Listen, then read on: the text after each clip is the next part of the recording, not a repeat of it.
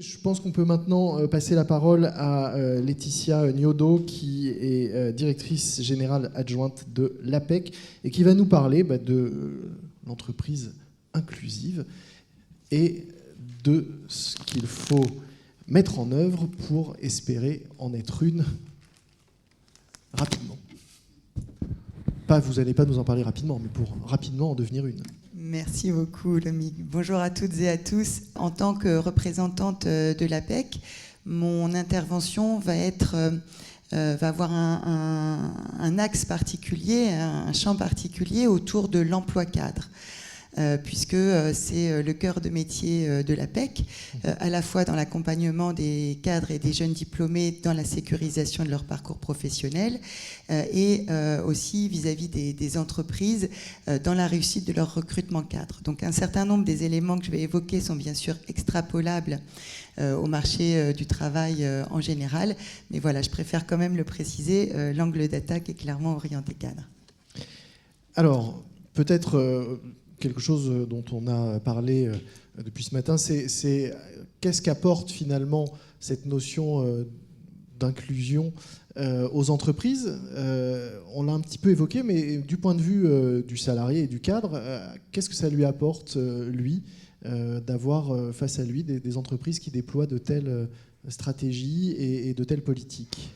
Alors d'abord, je partirais quand même peut-être du témoignage des entreprises que nous interrogeons régulièrement à travers notre baromètre de l'emploi cadre. Ce qui est important à noter, par exemple, c'est que la plupart des entreprises, et quel que soit le contexte économique, disent avoir des difficultés de recrutement. C'est encore plus vrai aujourd'hui. Sur le 3e trimestre, les 3/4 des entreprises interrogées ont exprimé cette difficulté et cette crainte de ne pas avoir les candidats dont ils ont besoin pour se développer, dont elles ont besoin pour se développer. La situation s'est accentuée. Au 1er trimestre, c'était plutôt les 2/3 des entreprises qui exprimaient cela. Et vous le savez bien, puisqu'on en parle à peu près partout depuis l'été, c'est notamment lié à la reprise économique, qui est clairement là aujourd'hui, qui accentue ces tensions par la reprise tout simplement des recrutements cadres. Et une entreprise qui ne peut pas recruter, c'est une entreprise qui ne peut pas se développer. Et il est donc absolument fondamental pour l'entreprise et pour notre économie et notre croissance, je dirais au niveau beaucoup plus vaste, de pouvoir mettre en relation des ressources disponibles et des besoins des entreprises. Et on voit aujourd'hui qu'il y a des viviers de candidats disponibles qui souhaitent évoluer, qui sont à la recherche d'emploi, qui souhaitent changer de poste, d'entreprise, qui ne trouvent pas de recruteurs qui leur font confiance. Pourquoi alors, je suis vraiment ravie parce que là, on a eu des superbes exemples d'entreprises déjà extrêmement matures en matière de politique d'inclusion avec des actions extrêmement riches, très intéressantes. Malheureusement, c'est pas encore vrai partout. C'est pas vrai dans toutes les entreprises. Et donc, ce qu'on observe beaucoup, c'est une tendance des entreprises lorsqu'elles recrutent à rester dans des schémas habituels, connus. C'est rassurant, notamment pour les TPE-PME dont on s'occupe beaucoup, parce qu'elles ont une marge de manœuvre moins grande.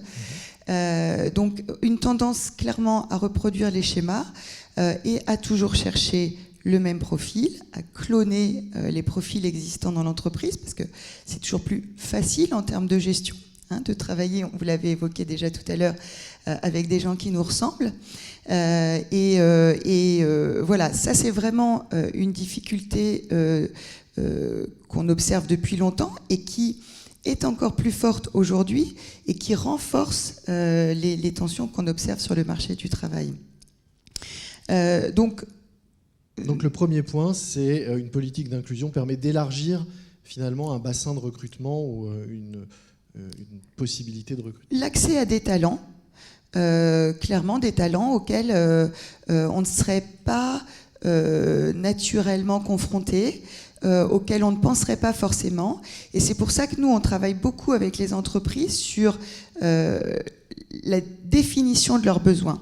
Et on va essayer de les amener sur une approche beaucoup plus liée aux compétences qu'au CV ou au réseau.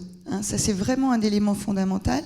On veut développer cette approche par les compétences. Et par exemple, on en parlait avec Sacha et Muriel il y a quelques temps, essayer de créer des occasions de rencontre, des occasions de mise en relation entre les entreprises et les candidats qui ne se feraient pas spontanément si on s'en tenait uniquement au CV. Donc nous, par exemple, on organise depuis plusieurs années déjà ce qu'on appelle les APEC Connect. Donc on va chercher des entreprises qui ont des besoins. On travaille avec elles sur l'identification du besoin de compétences. On identifie parmi nos cadres accompagnés des cadres dont on pense que les compétences peuvent être intéressantes et transférables sur le besoin. Et on met en relation dans des soirées informelles, dans des contextes moins, on va dire, lourds ou structurants que l'entretien de recrutement, dans des lieux qui ne sont pas le lieu de l'entreprise. On va mettre en relation ces deux personnes qui vont se rencontrer sans avoir travaillé sur le CV. Les entreprises n'ont jamais le CV en main auparavant. Et clairement, ça marche. On voit qu'il y a des rencontres qui se font, qui ne se feraient pas uniquement sur les pratiques traditionnelles de recrutement, CV et compagnie, et qu'on arrive en effet de cette façon à élargir le spectre des profils identifiés et sélectionnés par les entreprises. Donc ça, c'est pour les entreprises. Pour revenir à ma question initiale aussi par rapport aux candidats, ce que ça peut leur apporter, c'est effectivement, ce que disait Sybille, d'oser, notamment pour certains profils, des femmes, des peut-être plus seniors, des gens qui n'ont pas le diplôme, ou, etc.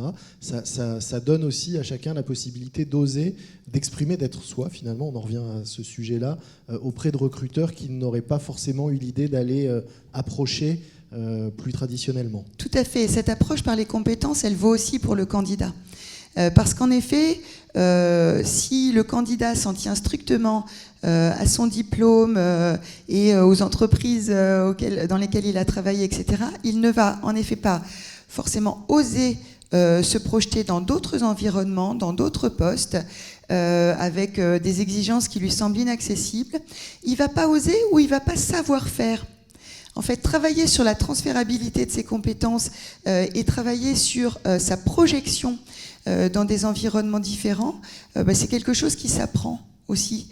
Et c'est pas forcément évident. Donc, en effet, le travail, il est à faire et du côté des entreprises et du côté des candidats.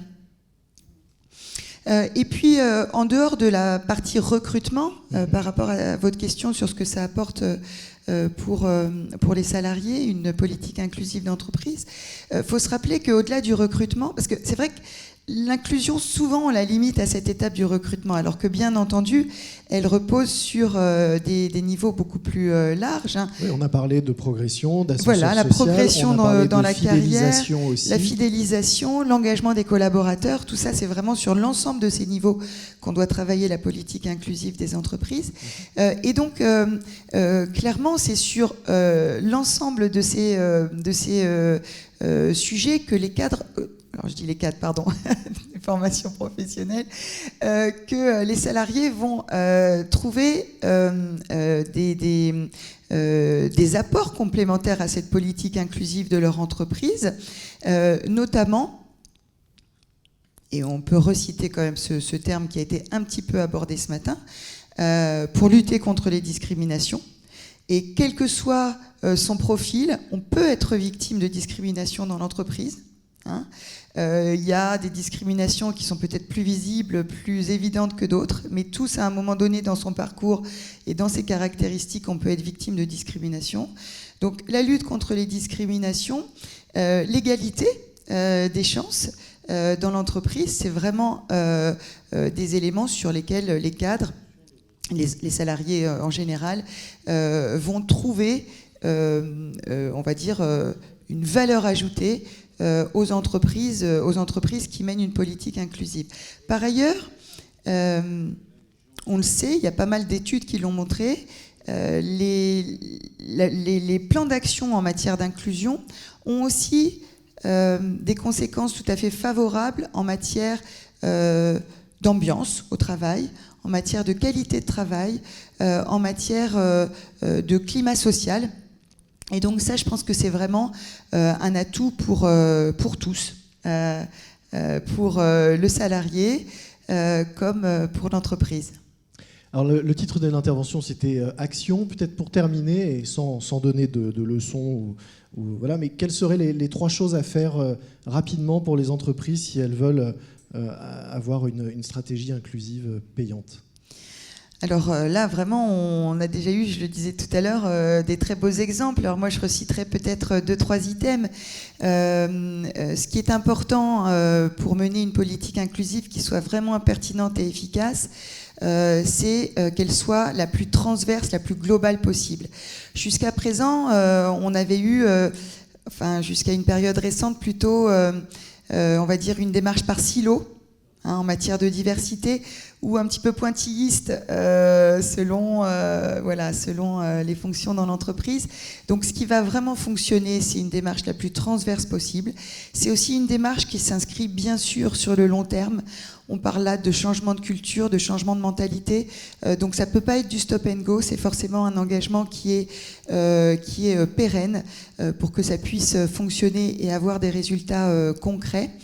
Et puis, 2 points supplémentaires qui me semblent importants, et certains d'entre vous l'ont évoqué tout à l'heure, c'est la nécessité, c'est peut-être un peu fort comme mot, de s'appuyer sur des tiers.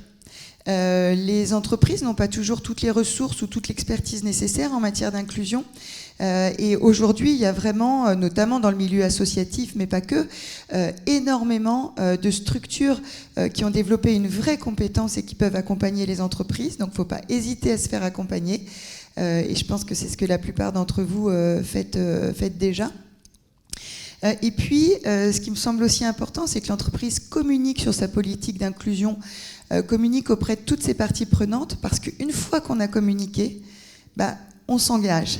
On s'engage et on est obligé de montrer des résultats. Et donc ça, c'est aussi un gage à nouveau de pérennité et d'efficacité.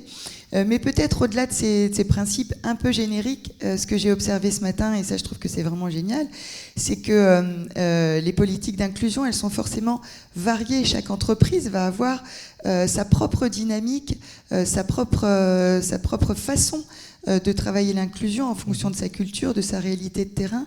Et je pense que c'est vraiment quand les actions ressemblent à l'entreprise et qu'elles sont appropriées par tous que ça pourra fonctionner. Merci beaucoup Laetitia. Merci à vous.